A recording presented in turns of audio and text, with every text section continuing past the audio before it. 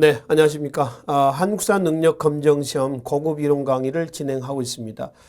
제가 지난 시간에 근대죠. 근대 사회사까지 살펴봤습니다. 이 시간에는 조선 후기 근대가 되겠습니다. 문화의 새 기운 제4편이 되겠습니다. 제1장 사상계의 새로운 동향부터 살펴보시겠습니다. 갑자기 나타난 조선 후기 사상계의 새로운 동향은 아니고요. 조선 후기 사회는 정치, 경제, 사회, 문화가 다 연결이 돼 있다고 그랬죠. 그러니까 여기서 성리학에 대한 반성론이 나온 것도 조선 후기 성리학이 제대로 제 기능을 수행하고 있지 못하고 있었기 때문에 나타난 부분이죠. 그러니까 성리학이 제대로 제 기능을 수행하고 있지 못하고 있었다라고 하는 것은 우리가 조선 후기 정치, 경제, 사회 구조의 변동에서 살펴봤습니다. 왜 그런 자꾸 혼란이 일어나고 있었는가라고 하는 부분을 염두를 해 두시면 되겠죠. 자, 그러면은 그런 상황 속에서 지배층은 뭘 하고 있었을까요? 지배층은 뭔가 대책을 강구를 해야 되지 않겠습니까? 근데 실제로는 그러진 않았다는 거예요. 오히려 자인의 체제를 더욱더 굳건히 하게 한 노력을 하게 되는 겁니다. 현대 사회도 그렇습니다. 최근에 대한민국 사회도 좌우로 나눠진 상태에서 서로 대치를 하죠. 뭐가 좌, 뭐가 우, 이러면서 대치를 합니다. 좌는 좌대로, 또 우는 우대로 해서 서로 자기네 기득권을 지키기 위해서 서로 노력을 하죠. 마찬가지거든요.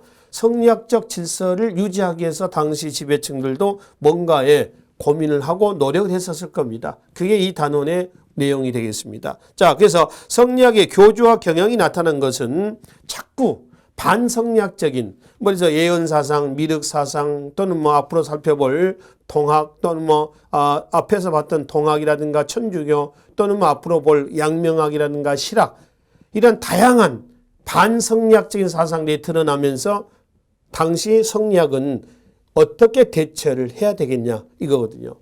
여러분 같으면 어떻게 하겠습니까? 그냥 포기하겠습니까? 아니죠. 지켜야죠 이제. 그렇죠?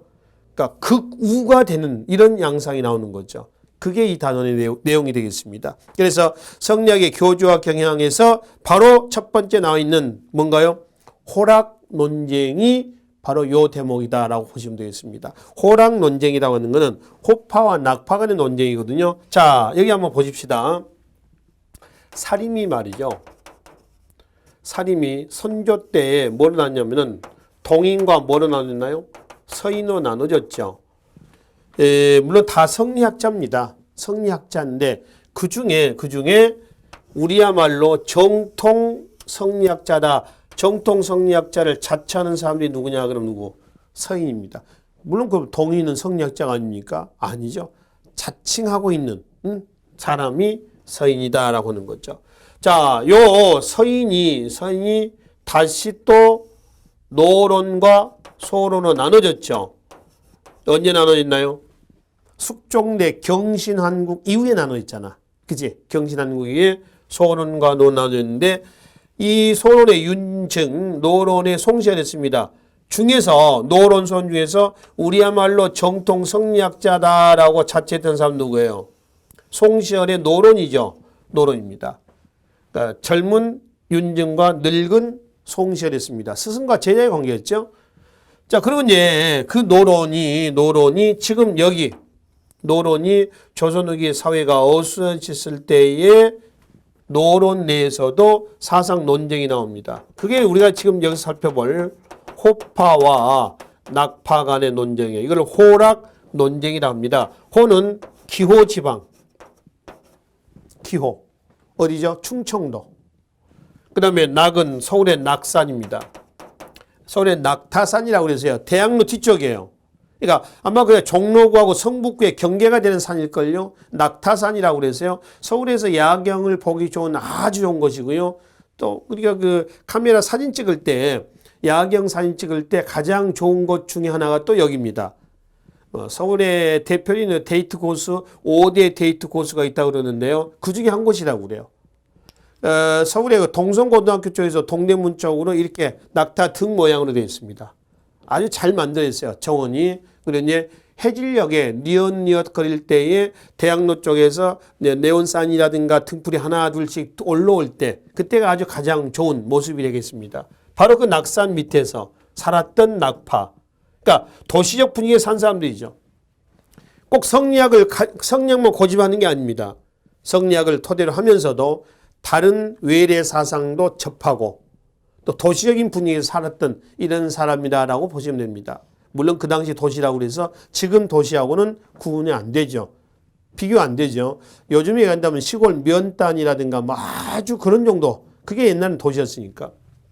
근데 요 기호지방에 살았던 사람들은 말 그대로 충청도 기호지방에서 시골에 짱 박혀 사는 겁니다. 오로지 뭐만 연구하면서 성리학만. 성리학 얘는 안 보는 거예요. 딱 성리학만 이렇게 보는 겁니다. 정통 성리학자를 자체도. 그러니까 여기서 노로 내에서 일어났던 정통 성리학계에서 나왔던 호파와 낙파 간의 논쟁에서 노론의 성향을 그대로 계승했던 사람들은 누구냐 그러면 낙파가 아니라 호파가 돼야지. 그지? 그래서 이 호파와 낙파 간의 사상 논쟁이에요. 그런데 문제는 정통 성리학 계열이었던 노론 내에서 낙파가 나왔다라는데 문제를 여기서 제기를 해야 된다는 거죠. 그러니까 뭔가 문제가 있는 거지, 지금 현재. 그치?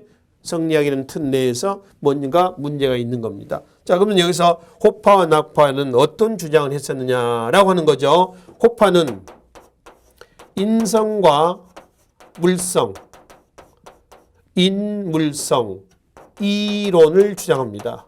이론. 낙파는 인성과 물성은 같다. 동론입니다. 뭐냐면은 사람이죠. 사람의 심성과 사물의 심성은 다르다. 사람의 심성과 사물의 심성은 같다. 이론과 동론입니다. 여러분들 조선시대 시작할 때 성리학의 대의명문론 기억하시죠? 그 대의명문론에서 보면은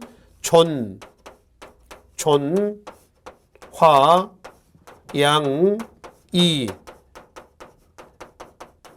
기억하셔야 됩니다. 화를 존중하고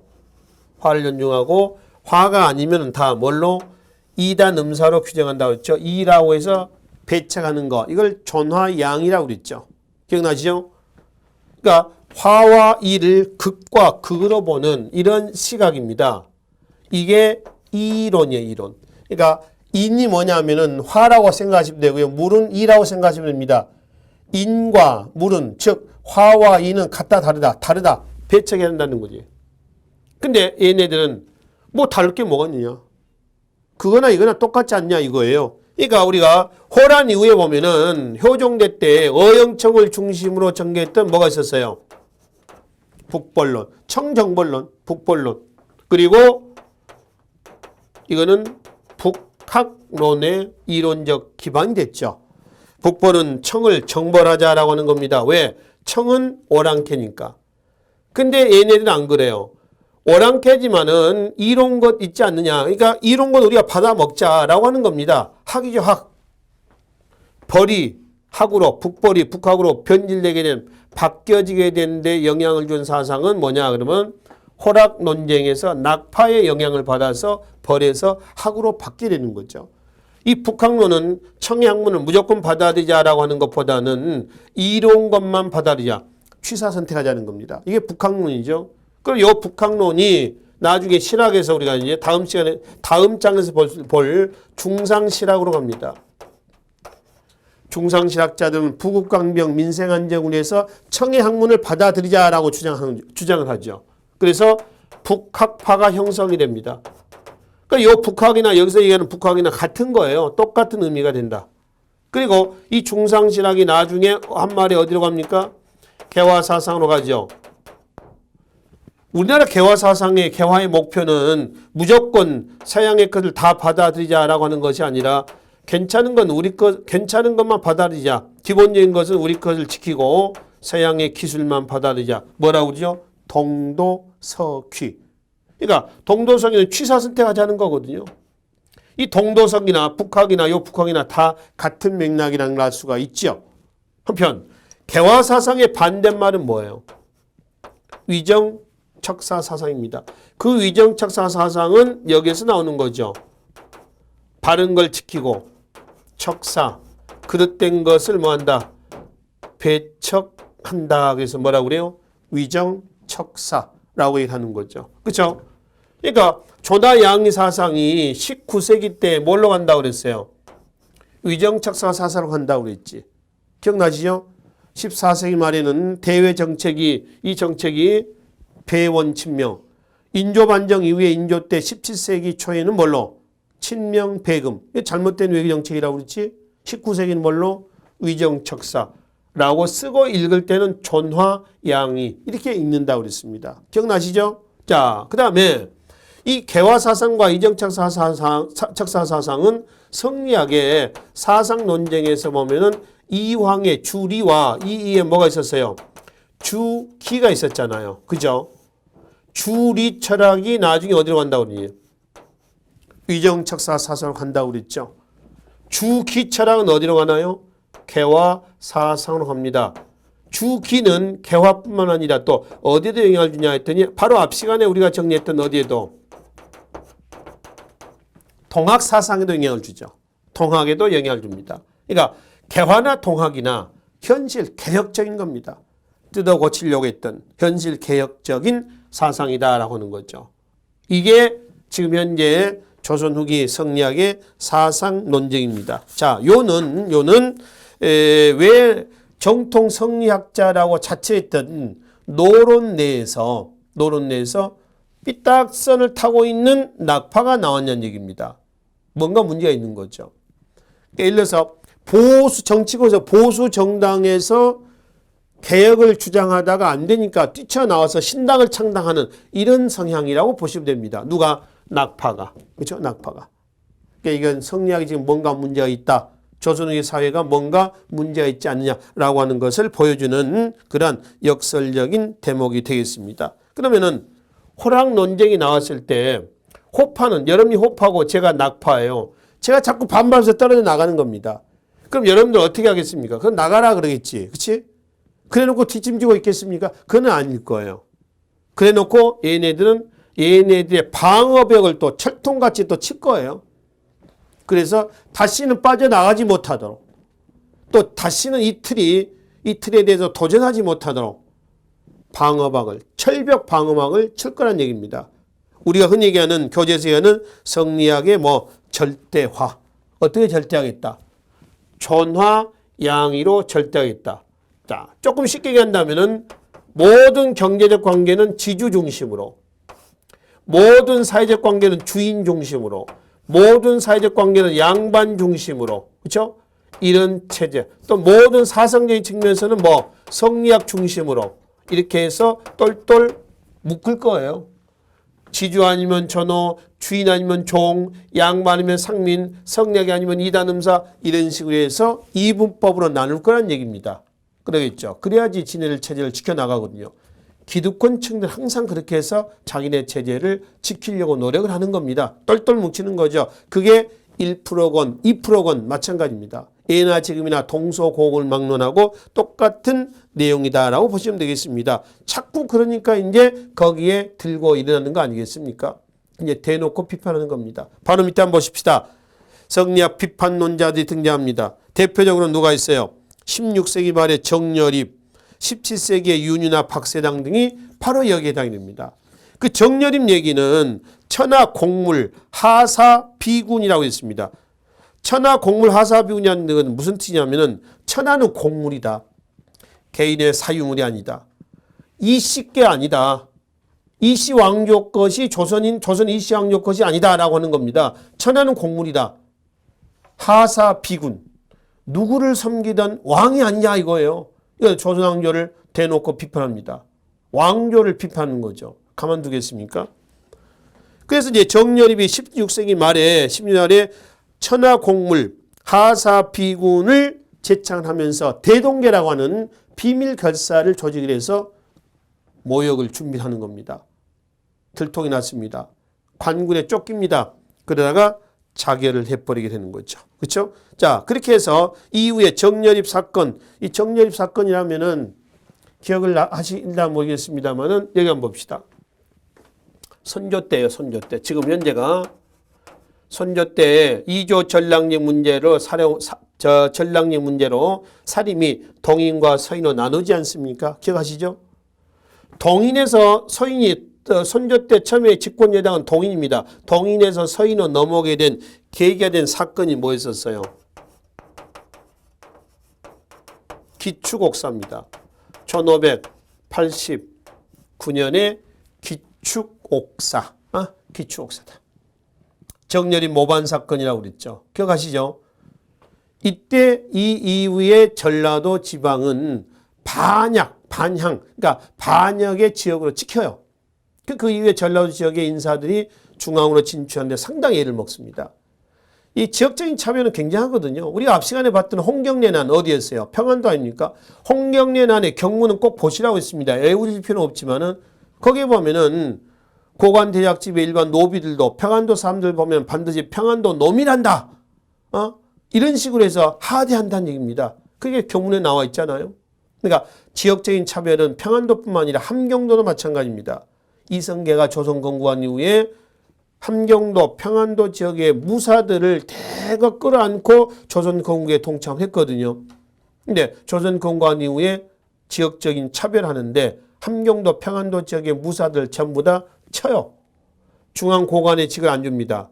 문신 같은 경우는 수령 이상의 직은 안 준단 말이에요. 이런 식으로 지역적인 차별합니다. 왜 그러냐면은 이성계도 이제 칼로 권력을 잡았잖아요. 칼로 권력을 잡으면 칼로 망하거든요. 총으로 권력을 잡으면 어때요? 총으로 망합니다. 그러니까 쿠데타라든가 이런 사건을 통해서 권력을 잡은 사람들의 말로는 거의 똑같이 죽어요. 총으로 권력을 잡으면 총으로 죽듯이 칼로 권력을 잡으면 칼로 죽습니다. 그러니까 이성계는 그걸 우려하는 거죠. 싹부터 잘라버리는 겁니다. 그것이 이제 조선 후기 내내 지역적인 차별로 이어지는 겁니다. 홍경래난이 1811년이면 19세기 아니에요. 그러니까 1392년부터 1811년까지 어때요? 내내 조선왕조 내내 지역적인 차별을 당해왔다는 겁니다. 지금 정렬입도 마찬가지 상황입니다. 정렬입 사건 이후에도. 그러면 윤유 얘기 한번 들어봅시다. 윤유는 이런 얘기를 합니다. 뭐라 하냐면은 천하의 이치를 어찌 주자만 알고 나는 모른단 말이냐. 공자나 맹자가 다시 태어난다면 내 학설이 승리하게 될 것이다. 이렇게 해서 주자를 비판했다가 사문난적. 사문난적은 유학의 반역자 이런 뜻입니다. 제거됩니다. 박세당 사변록이라고 하는 저서를 통해서 성리학을 비판했다가 역시 그도 사문난적으로 처형이 돼 나가는 것이죠. 그러니까 여기서 왜 성리학이란 비판론이 나오냐는 얘기입니다.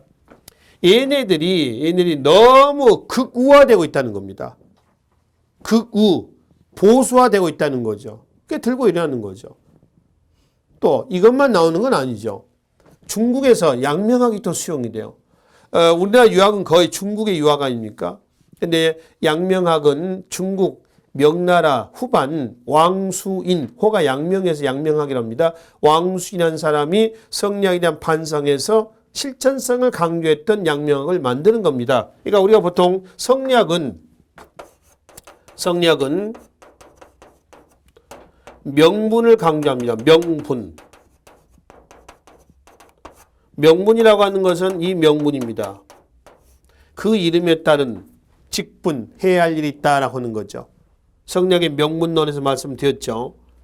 또 명분만 따지다 보니까 성리학을 이렇게 얘기합니다. 선, 지, 후, 행의 학문이라고 그래요.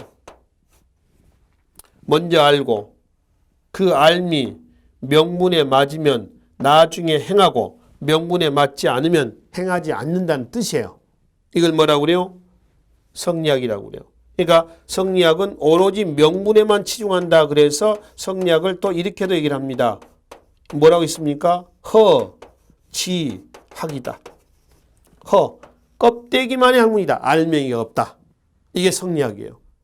그러니까 중국에서 송나라, 원나라, 명나라 때까지 계속 이렇게 흘러오는 겁니다. 그러니까 중국에서 성리학의 원래 고향이었다는 중국에서조차도 성리학의 모순이 노출됐던 거죠. 우리나라뿐만 아니라. 그래서 명나라 후반에 가면은 뭐가 나왔다고요? 양명학도 나오고요. 또 뭐도 나오나요? 실학도 나옵니다. 이건 중국 유학이야. 우리나라 유학이 아니에요, 지금. 물론 성격이 똑같지만. 양명학은 왕수인에 의해서 나왔다고 그랬습니다. 명분을 강조했던 성리학에 반해서 양명학은 뭘 강조한다고 그래요? 실천을 중시합니다. 실천. 행하는 거죠. 그러니까 성리학이 선지, 후행이 아니라 양명은 뭐라고 그래요? 지, 행, 합일이라고 해요. 합일. 아는 것과 행하는 것은 합일, 일치가 되어야 한다. 일치가 되지 않는 알면 알미 아니다. 이런 얘기죠. 이 양명학이 우리나라에 들어온단 말이에요. 누구에 의해서? 소론 계층에 의해서 수용이 됐습니다. 소론에 수용이 되죠. 그래서 소론은 정통파 성리학자라고 자처했던 서인에서 갈라진 소론 논할 때 그 소론입니다. 그 서인의 정통성을 계승했던 사람들이 노론이라고 있죠. 그렇죠? 거기서 파생된 소론 계열이 이 양명학을 수용을 해서 정제주 때 와서 집대성을 했다라고 하는 거죠. 실학은 어때요? 그 당시에 실학이라는 용어는 없어요. 이 실학은 뭐의 그 준말이냐면은 실, 지, 학의 준말입니다. 현실 개혁의 학문이다. 그래서 실지학이라고 그래. 그러니까 실지학은 뭐에 대한 지학에 대한 반대말이죠. 껍데기만의 학문에 대한 실질적인 알맹이가 있는 학문이다. 이런 의미로 해석하시면 되겠습니다. 아셨죠? 그럼 이 실학은 우리나라 실학은 관계가 없어요. 그러면 이제 중국 청나라 때 가잖아요. 이건 자 명나라 때입니다. 청나라 때 가면은 고증학이 나옵니다. 고증학. 청은 만주족입니다. 만주족이 한족을 통치하는 데 성공했거든요. 이거는 강경책뿐만 아니라 회유책도 썼다라고 하는 거죠. 그중에 청나라의 유학은 강경책으로 일관했던 고증학인데요. 즉 정치적인 비판을 못하게 했던 강경책에서 나온 고증학입니다. 그러니까 정치적인 비판을 못하게 하니까 옛날에 이미 연구했던 뭐 역사, 지리 혹은 금성문 이런 게 있죠. 이런 것에 대한 연구해놨던 것을 고찰하고 뭐한다? 증명한다라고 하는 거죠. 그걸 뭐라고 그래요? 고증학이라고 일합니다. 이거에 대한 연구가 활발하게 진행됐던 것은 청나라 유학, 고증학의 영향을 받습니다. 이것이 이 고증학이죠. 우리나라에 들어와서 우리나라에 뭐에 영향을 주나요? 실학에 영향을 주게 된다라고 하는 겁니다. 그러니까 실학시대 때 국학 연구가 굉장히 확대가 돼요.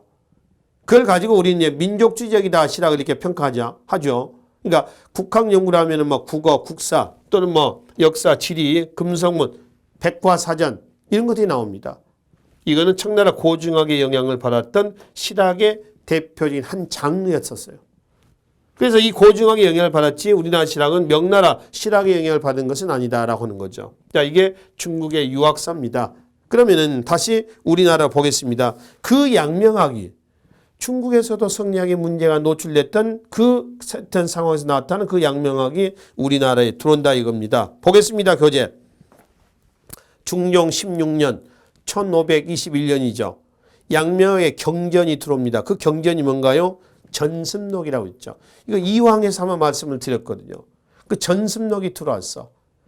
이때 전습록을 읽고 이황이 쓴 책이 전습록변이라고 그랬죠. 여기에서 양명학을 만든 왕수인을 이황은 비판했습니다. 신랄하게 비판했죠. 뭐라고 비판했어요? 광자다, 광자. 그는 미친놈이다. 이상주의자다. 이렇게 비판한 걸 계기로 해서 양명은 쑥 죽어버리죠.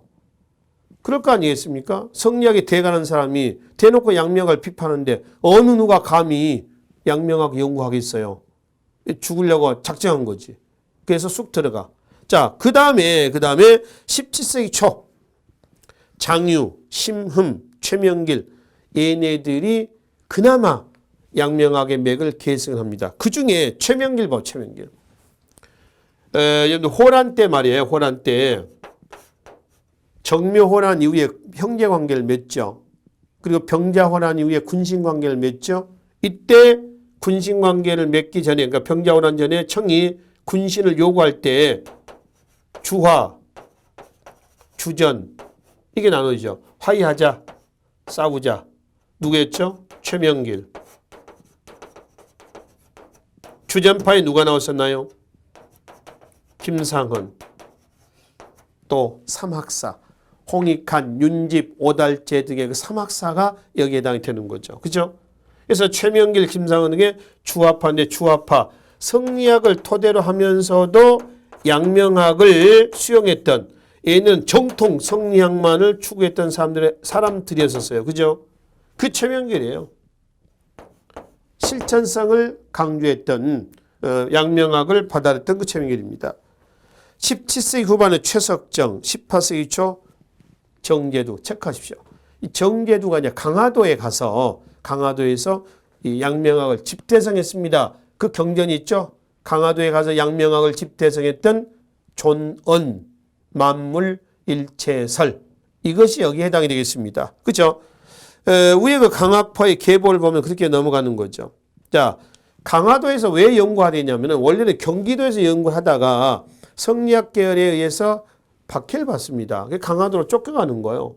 강화도 하곡이라는 마을에 가가지고 거기에서 이 양명을 집대성했다고 그래요. 이 정제도 호가 하곡입니다. 강화도의 하곡이라고 하는 지명에서 하곡이라고 하는 호가 만들어지게 되는 것이죠. 자, 그래서 강화도에서 집대성했다 해서 강화도 이 양명학은 어떤 학파냐 그러면은 강화학파라고 합니다. 박스 좀 쳐놓읍시다. 그 강화학파. 왜? 강화도에서 집대성이 돼서. 우리가 중상신학 그러면 북학파 이러죠. 강화학파는 뭐냐? 바로 양명학이다 라고 하는 겁니다. 그럼 그 당시에 양명학은 대놓고는 연구가 잘 안 됐지만은 내재적으로는 성리학자들 사이에서 유행을 하고 있었습니다. 그래서 그 당시에 성리학자들의 양명에 대한 시각은이에요. 양주음왕이라고 그랬죠. 다음 장에 보시면은 양주음왕, 양, 겉으로는 주자학, 왕, 안으로는 왕수인 왕, 즉 양명학입니다. 그러니까 겉으로는 성리학을 연구하는 척하면서도 내심 속으로는 양명학에 관심을 많이 받은 사람들이 많았다는 겁니다. 그럼 이 양명학은 18세기 여기서 끝나는 건 아니에요. 19세기, 20세기까지 계속 계승이 됩니다. 특히 마지막에 보면은 한말 애국개몽운동을 선도했던 박은식, 정인보 다 양명학자입니다. 원래 박은식 같은 경우는 정통 성리학자예요.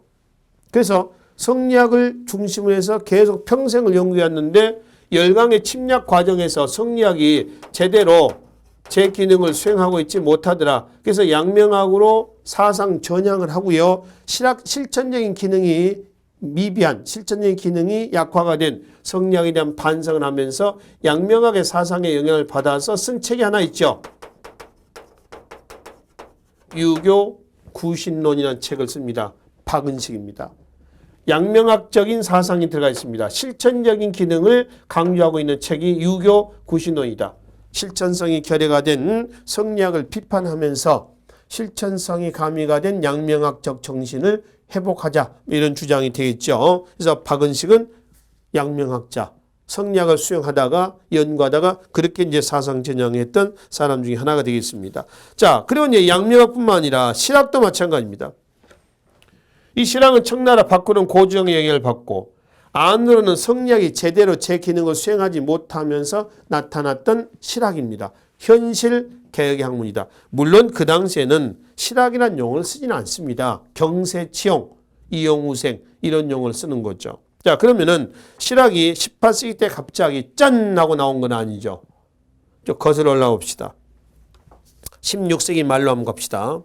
16세기 말에 가면은 근세사의 모순에 반발해서 북인의 정인홍이 야 이거 큰일 났구나. 부강병 민생안정 해야 되지 않느냐. 뭐 이런 이제 고민을 했었어요. 우리가 근세에서 근대로 넘어올 때 말씀을 드렸었죠. 근데 이게 잘 됐냐? 안 됐죠. 비록 안 됐지만은 16세기 말에 정인홍의 이런 주장은 나중에 어디로 영향을 줬어요? 실학 성립에 영향을 줬다라고 이제 말씀을 드렸죠. 그래서 이제 정인홍부터 시작해서 17세기 초 이수강이라든가 한백겸으로 넘어갑니다. 그리고 18세기 이제 우리에게는 경세치용 그리고 이용우생 실사구시 이렇게 넘어가는 거죠. 우리가 여기서는 경세치용하고요 이용우생을 주로 보시는데 뜻은 이렇습니다. 경세치용을 직역하면 그래요. 학문이란 실익, 실제 이익을 추구해야 한다. 이 뜻이에요. 뭐가요? 경세치용이 그렇습니다. 그럼 지금 현재 학문은 실제 이익을 추구하고 있어요? 못하고 있어요? 못하고 있는 거지. 그럼 지금 현재 학문은 뭐야? 성리학이죠. 그러니까 얘네들은 그거를 비판하고 새로운 것을 지향을 하겠다라고 하는 것을 표방하는 겁니다. 이용우생 밑에 한번 봅시다. 이용우생을 직역하면은 풍요로운 경제라고 해석하시면 됩니다. 풍요로운 물질생활이요. 그러니까 다 잘 먹고 잘 살자 이런 얘기입니다. 근데 전자는 경세청은 토지 제도를 개혁을 해서 자영농을 육성하자는 것이 주 목적이고요. 후자는 상공업 진흥을 해서 기술 혁신하자는 것이 주된 목적이 되는 겁니다. 궁극적인 목적은 같습니다. 궁극적인 목적은 부국강병, 민생안정 이거죠. 방법론에 있어서 차이가 됩니다. 방법론의 차이가 된다. 여기 한번 봅시다. 15세기 훈구파들의 정치 성향이 공리주의였죠. 공리주의.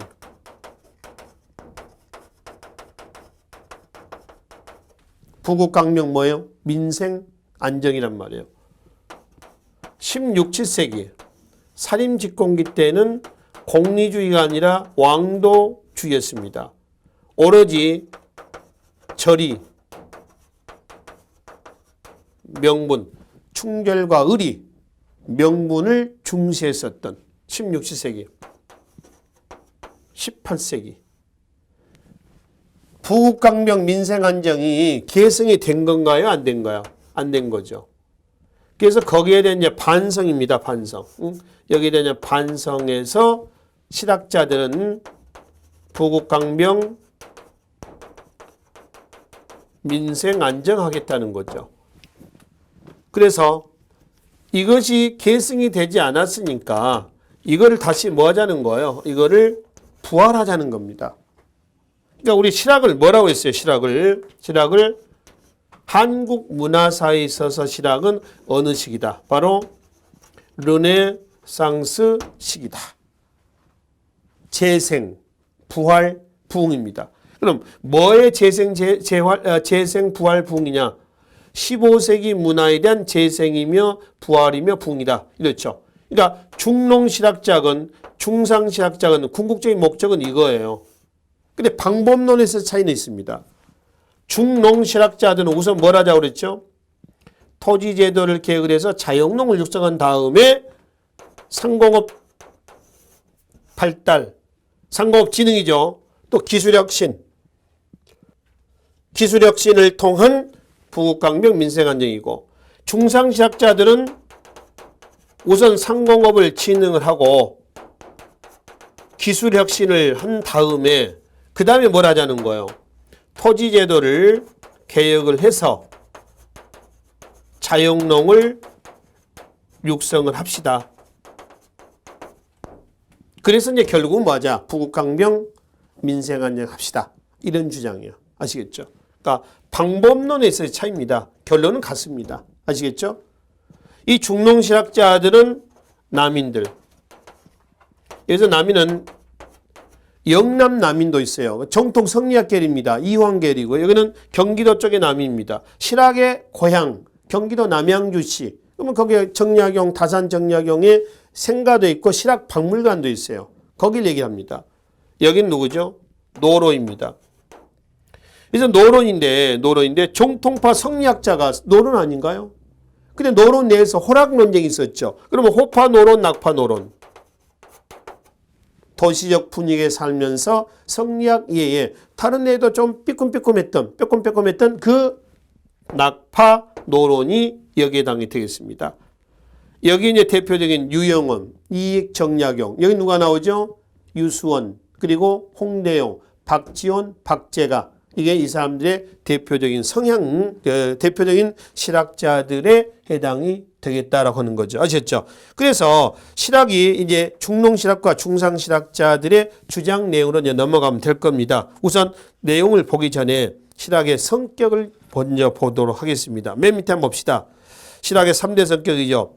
민족주의적이다라고 하는 것은 우리 민족 문화에 많은 관심을 가져서 민족주의적이라고 그래요. 우리 민족 뭐예요? 민족 문화 뭐에 관심을 갖다는 거죠? 바로 이거죠. 아까 말씀드렸던 역사, 지리, 금성문. 그렇죠?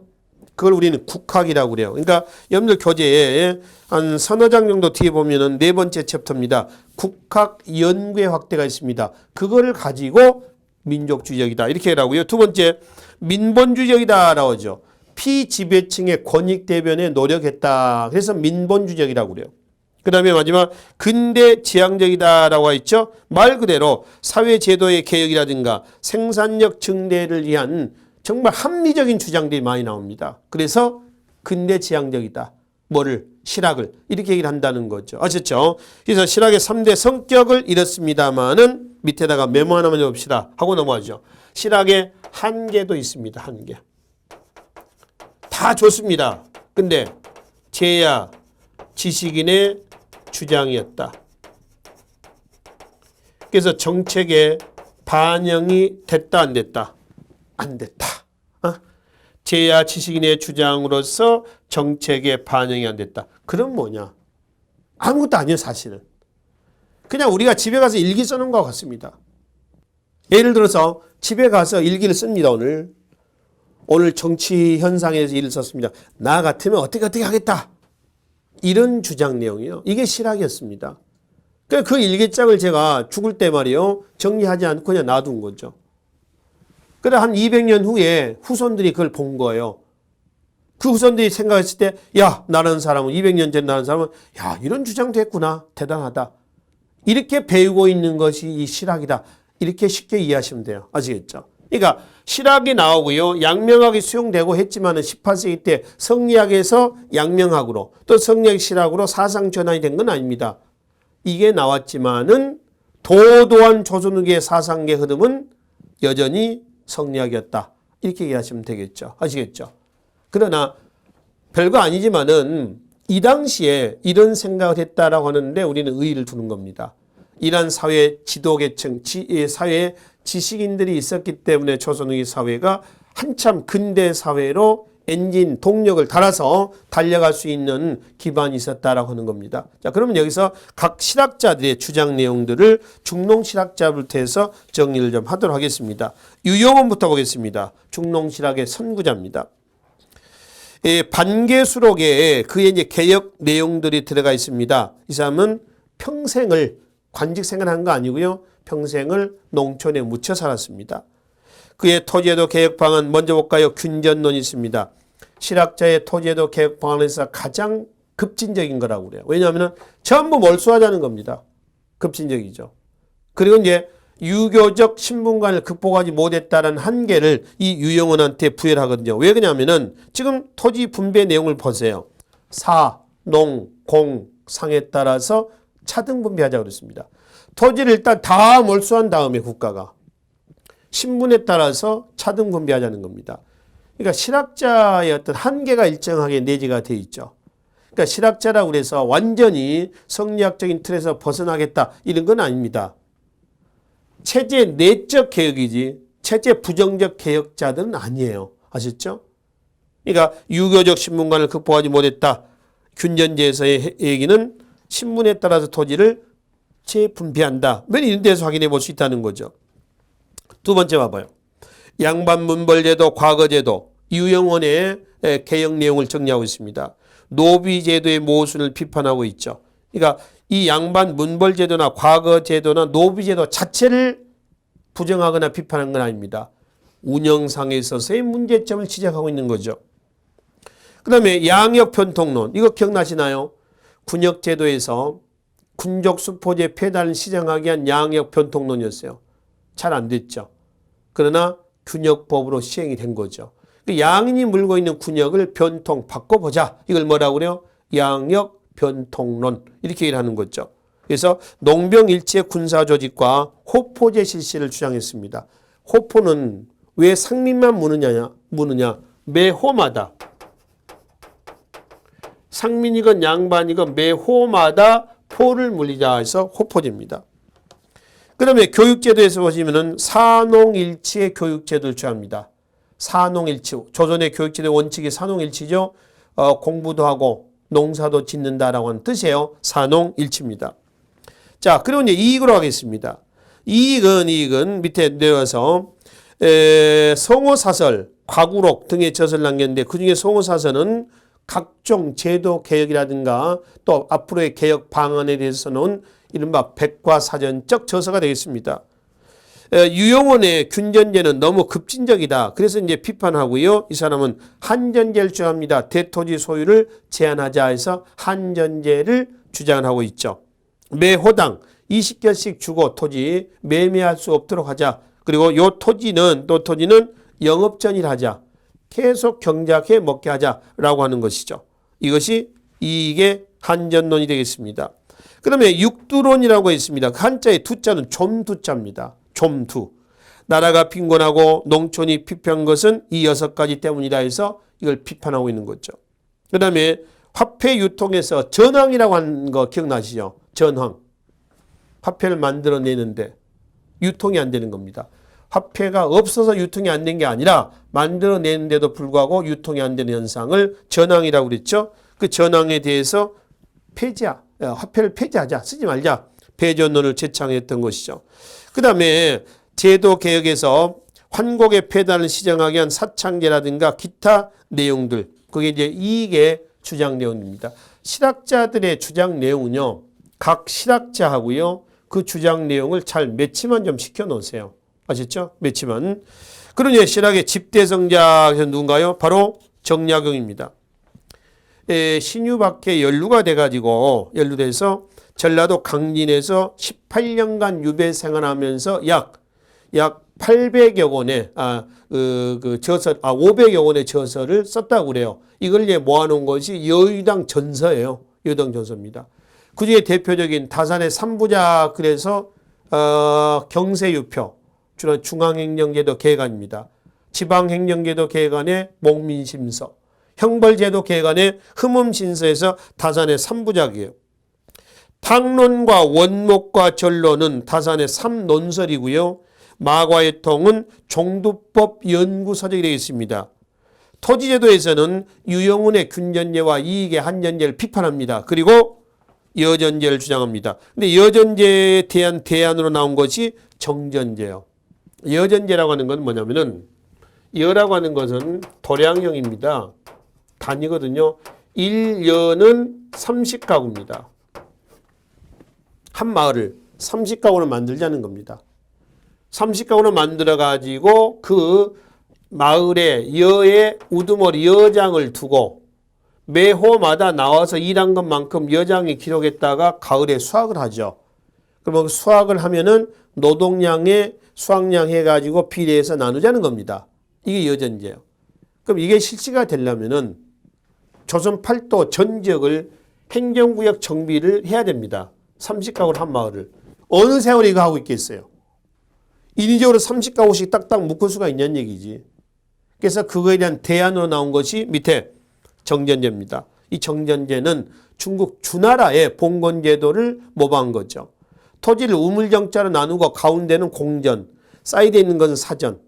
그래서 사전의 경작자가 공전을 공동생산해서 국가에다 갖다 바치고 나머지는 그 대가로 본인이 경작해서 먹게 하자는 겁니다. 이게 정전제가 되겠습니다. 다음 장에 넘어가시면 국방제도에서 향촌 단위의 방위체제를 주장한다거나 또 군역제도에서 호포제를 실시하자. 매 호마다 포를 물리자. 또 과학기술에서 보시면은 이걸 다산의 기회론이라고 그래요. 기회론. 기술 예찬론이라고 합니다. 대표인 것이 거기에 한강 배다리 설치, 한강 주교 있죠. 그 배가 경강상인들 있죠. 조선시대 때 선상이라고 하는 경강상인대 배예요. 수원 화성 축조하는데 거중기를 사용한다거나 이런 것들이 여기에 해당이 되겠습니다. 기타 상공업 진흥에 대한 주장도 하고 있죠. 이게 다산 정약용의 여러 가지 주장 내용들이 되겠습니다. 한편 18세기 전반에 중농실학이 나왔다고 한다면 18세기 후반에 중상실학이 나옵니다. 상공업 진흥에 역점을 뒀던 여기에 선고자가 누구죠? 유수원입니다. 근데 유수원은 붕당에서 여기 보세요. 중상실학자는 주로 노론 낙파라고 그랬잖아요. 근데 유수원은 노론 낙파가 아니에요. 누구죠? 소론입니다. 소론이요. 예, 소론은 말이죠. 우리가 이제 사색 붕당에서 보면 여기 좀 잠깐 봅시다. 사색 붕당 그러면은 누굴 얘기하면은 북인, 남인, 소론, 노론 그러죠. 그 중에서 성리학의 틀에서 조금 벗어나려고 했던 사람들이 누구냐면 남인과 소론입니다. 성리학의 울타리에 좀 벗어나려고 했던, 실학을 연구했던 남인과 또 소론, 양명학을 연구했던 소론, 또 중상실학의 선구자 누구? 유수원 같은 사람이죠. 유수원의 저서는 우서입니다. 우서에 그의 개혁 내용이 집약이 돼 있어요. 여기에 나와 있는 주장 중에서 상공업 진흥과 기술혁신. 이게 요 중상실학자들의 가장 큰 주장 내용이죠. 그렇죠? 이 내용입니다. 기타 쭉 내려치면은 선대제 수공업과 같은 형태가 나와 있습니다. 바로 밑에 조선후기 수공업에서 가장 보편적인 수공업을 뭐라고 했죠? 선대제 수공업이라고 했죠. 그리고 맨 밑에 농업도 좀 봐봐요. 그러니까 중농실학자라고 해서 농업에 관심을 안 가진 것은 아니다. 이런 얘기입니다. 홍대영으로 하겠습니다. 이마 경륜, 의삼 문답 등이 그의 호가 담원이죠. 담원서에 수록이 되어 있습니다. 거기에 나와 있는 홍대영의 주장 내용 중에서 토지제도 개혁안이 있죠. 균전제. 그리고 이제 마지막 줄에 보시면은 의삼 문답에서 뭐를 주장합니까? 지전설을 주장을 하고 있고요. 지전설. 중국 중심의 세계관을 비판했던 지전설입니다. 그리고 무한 우주론이라고 하는 것은 지구의 중심은 우주의 중심은 지구가 아니라는 겁니다. 곧 지구의 중심은 중국이 아니다라고 하는 거죠. 그래서 당시 중국 중심의 세계관 비판하는데 크게 기여를 했었습니다. 자, 다음 장에 박전으로 하겠습니다. 연암 박전이죠. 연암집에 들어가 있는 열하일기라든가 한민명전의라든가 그다음에 상공업진흥방안에서 수레와 선박의 이용, 화폐 유통의 필요성 주장 거기는 미출령 끊읍시다. 박지원의 주장에서 수레와 선박을 이용합시다. 그리고 화폐 씁시다. 뭐죠? 용전론. 이 유수원과 특히 박지원은 용전론을 주장했죠. 물론 중상실학자들이 대체적으로 다 용전론을 주장합니다만은 그 전황이라는 현상에 대한 설명을 하고 있습니다. 그리고 마지막 중상실학의 집대성자 북학의를 남긴 누구? 박재가입니다. 이 사람도 체크 좀 하실래요? 수레와 선박을 이용합시다. 그리고 밑줄 소비권장입니다. 가장 실학자 중에서 가장 적극적인 중상실학자 박재가입니다. 왜요? 소비를 권장해서 그렇습니다. 성리학적 경제관의 정면 배치가 되는 부분이죠. 그렇죠? 다시 얘기하면은 이 성리학적 경제관 또는 유교적 경제관이라고 했습니다. 그 경제관은 쓰는 경제관이에요? 아니면 아끼는 경제관이에요? 아끼는 경제관이죠. 되도록이면 아끼는 겁니다. 그렇죠? 그거에 정면 대치가 되는 거죠. 이게 소비권자인데 특히 밑에 사료는 읽어보세요. 생산과 소비의 관계를 우물물에 비교를 하고 있습니다. 우물물 아깝다고 안 퍼면 물 안 나온다는 겁니다. 자, 모두 다 피단은 입어버리자. 그래야 여공이 산다. 자꾸 피단 만들어낸다는 거죠. 배를 짠다는 겁니다. 그릇 있잖아요. 그릇. 깨지거나 스크래치 나거나 다 버려버리자. 그래야 또 생산할 거 아니냐 이거거든요. 그러니까 생산과 소비를 권장했던 대표적인 중상실학자 누구? 박재가. 이렇게 해서 가장 적극적인 중상실학자 이렇게 평가한다는 것이죠. 여기서 이제 중농실학자하고요. 중상실학자의 주장 내용까지 그렇게 정리를 하도록 하겠습니다. 그리고 중농실학과 중상실학은 여기서 끝나는 거 아니라고 했습니다. 중농실학은 나중에 한말 국학자, 애국계몽 사상가 또 흥선대원군의 민생안정체도 영향을 줍니다. 중상실학은 어디로 갑니까? 한말 개화사상으로 넘어갑니다. 개화사상, 북학파, 동도서기 이렇게 넘어간다라고 하는 것이죠. 그래서 나중에 이제 사상계 흐름은 동향을 이렇게 보기도 하고요. 바로 밑에 나와 있는 국학 연구의 확대 이 이유 부분은 다음 시간에 바로 이어서 정리를 하도록 하겠습니다. 수고하셨습니다.